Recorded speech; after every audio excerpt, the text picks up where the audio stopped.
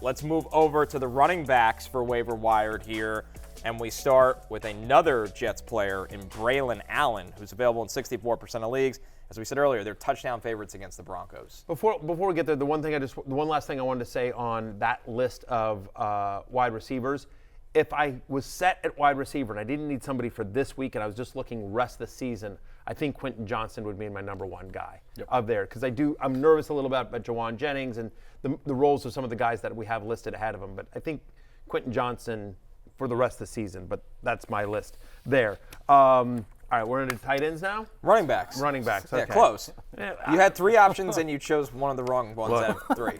Well, I'm going off my list here. I'm going off my list. So, Braelon Allen. Oh, yeah, Braelon Allen. He's good. Yeah. He's the size of a tight end. That's probably why you thought that. That's what it is. I thought he was the size of the tight end. He's as big as a tight end. He's available in 64% of leagues. They got the Broncos. They're big favorites. He's getting the ball, Matthew. 11 carries for 55 yards, which actually led the team in rushing yards against the Patriots. You said in the preseason, Connor, and you've said this consistently, Braelon Allen is not just going to be an insurance back to Breece Hall. He is going to have a role in this offense, and we've seen that. And I don't think anything that we've seen so far means his role is decreasing. I think it's going to increase. He is averaging 5.1 yards per carry on the season, back-to-back games playing over 20 snaps and 9 or more touches. He's got an 11% target share. They're home against Denver. To your point, like they're favored against Denver. Look at this upcoming schedule. Home to Denver, at Minnesota, home to Buffalo, at Pittsburgh. All those games you can sort of say like, oh, they're either going to need to score or they're going to be up big and it's going to be a physical game and they're going to want his physicality on a team that needs weapons. We like Garrett Wilson. We've already talked through Lazard, but Braelon Allen is a legit weapon. And Aaron Rodgers, very smartly, offense coordinator Aaron Rodgers wants to have this to be a balanced offense. He wants to run the ball, take some pressure off of himself.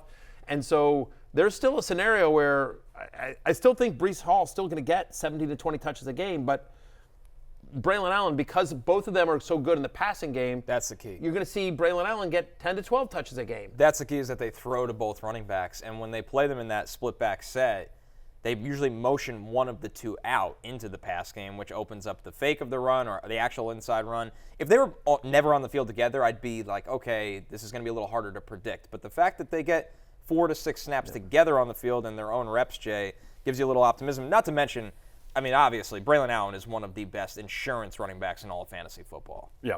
I mean, Braelon Allen would be like the second best skill position player on the Cowboys. Like, I think he's just so good that he has to be out there.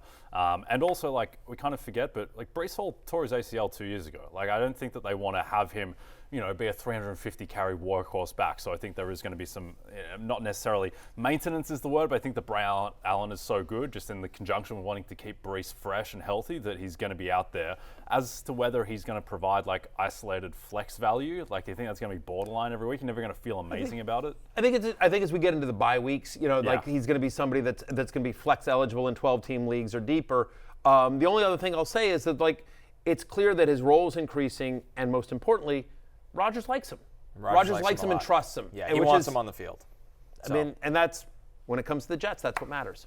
Our next one here, Rico Dowdle on Thursday Night Football against the Giants. Matthew, we saw this backfield skew officially towards Rico Dowdle away from Ezekiel Elliott. Yeah, and I'm not they also lost, right? I mean, a negative game script, and so I think they feel better about Dowdle in the passing game. So I'm not ready to sit here and declare, absolutely, this is Rico Dowdle's backfield, because, Ezekiel Elliott's going to be one of the least efficient running backs in the NFL, but he's not going fully away. Having said that, I think this week certainly Dowdle will be ranked higher than Ezekiel Elliott.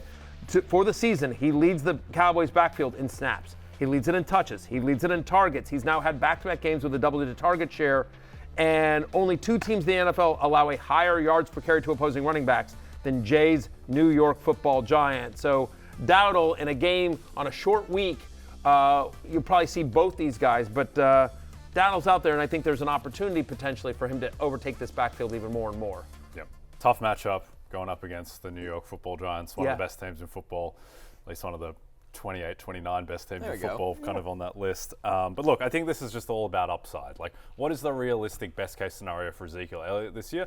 Not that high. For Rico Dowdle, there's a chance that he becomes the clear number 1 running back for the Dallas Cowboys, who still, in theory, at some point should have a good offense. They're going to figure it out. Yeah. So this might be Maybe. This might be the get right. They might not, but history would tell you that this group is good enough to figure it out. This is a bit of an older reference, but the best case scenario for Ezekiel Elliott is poor man's Jerome Bettis, that he gets 10 touches a game, but one of them falls into the end zone every game. Right. He's going to have like 3.2 yards per carry. Right.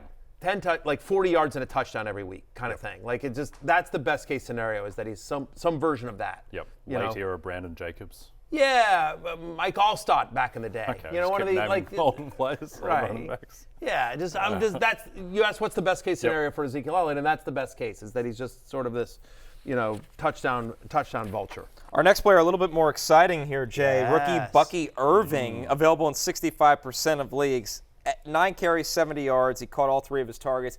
It just feels like at some point this offense is going to flip away from Rachaad White to the rookie and Bucky Irving. Yeah, I think if there is one backfield that's a candidate to be the kind of Kyron Williams, Cam Akers situation from last year, I thought it might have been Denver's backfield, but I think that the Bucs backfield might be the best case. And also the fact that it was so ugly and so bad against the Broncos, that there is a chance that might instigate some change. Bucky Irving just looks better than Rachaad White. At the moment, Rachaad White has been so inefficient, so I think that, Bucky Irving, he certainly should be rostered in every league.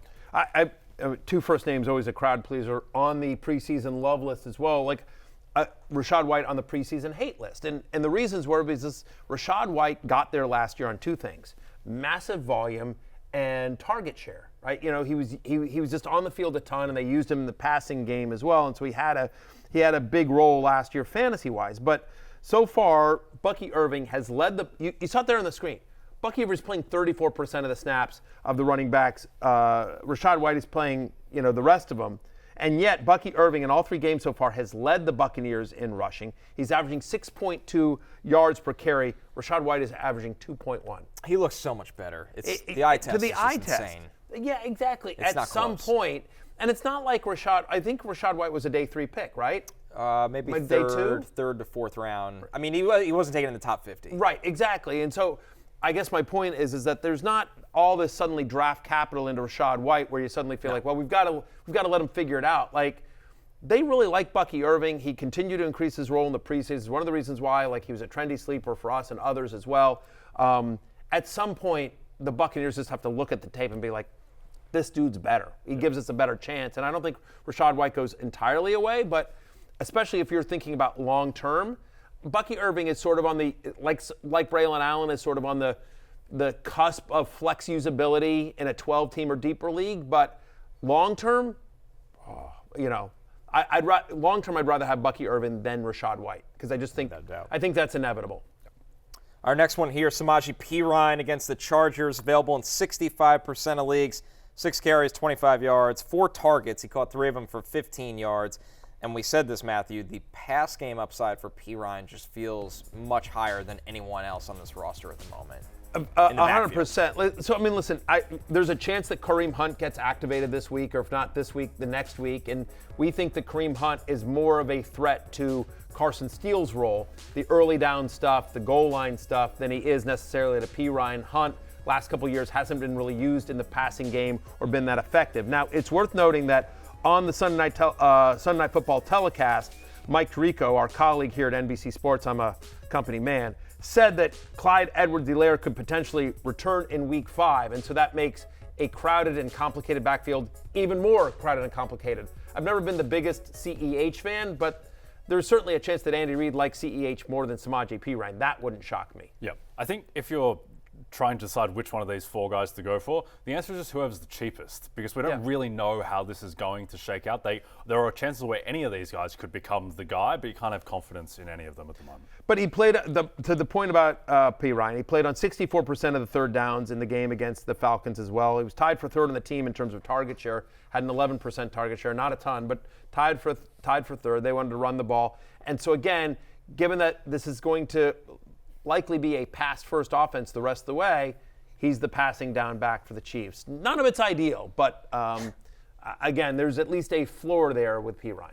If you're looking for someone that is available, Roschon Johnson, 98% available, Jay, and it feels like the Bears had that moment of, we paid DeAndre Swift a lot of money, but we're going to start getting other guys involved. 8 carries, 5 targets, And Roschon Johnson, once upon a time, not that long ago, a pretty good running back prospect that could play all 3 downs. Yep, and I think a key thing here is that Travis Homer, the football player, not Matthew Berry in a Commanders jersey. Travis Homer has been placed on IR, which opens up just more opportunity for Roschon Johnson. And the key here is, like, the running game's just a disaster at the moment. DeAndre Swift's averaging 1.8 yards per carry. In disaster situations, they just create variance, and there is a chance that there has to be some change, and Roschon Johnson can fill that void. Yeah, I mean, as bad as Rashad White is at 2.1, DeAndre Swift is 1.8 and making football a lot over more, the head. Yeah, football, like less than that. Like me with a 3-inch football in my head, falling forward, earns more yards per carry than DeAndre Swift, and his 1.8 as well. Roschon Johnson led the Bears. Roschon Johnson, now again, it was negative game script, but still, he led the Bears backfield in rush attempts and target share in week 3. And so, again, something has to change there in Chicago. Roschon Johnson is at least some variance. Another messy backfield, the Raiders. Alexander Mattison available in 69% of leagues. He's got the Browns, 3 carries for 7 yards, 3 targets. I did catch all 3 of them for 37 yards, Matthew. This is desperation territory, but somebody's got to get the ball in this backfield.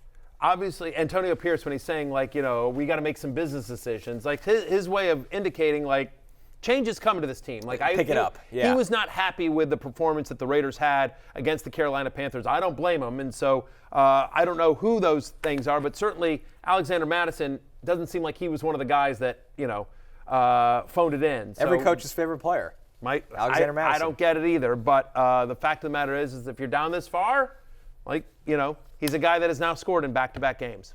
Let's recap Matthew's Week 4 top running back waiver targets. Braelon Allen, number 1. Rico Dowdle, Bucky Irving, Samaje Perine, Roschon Johnson, Alexander Mattison.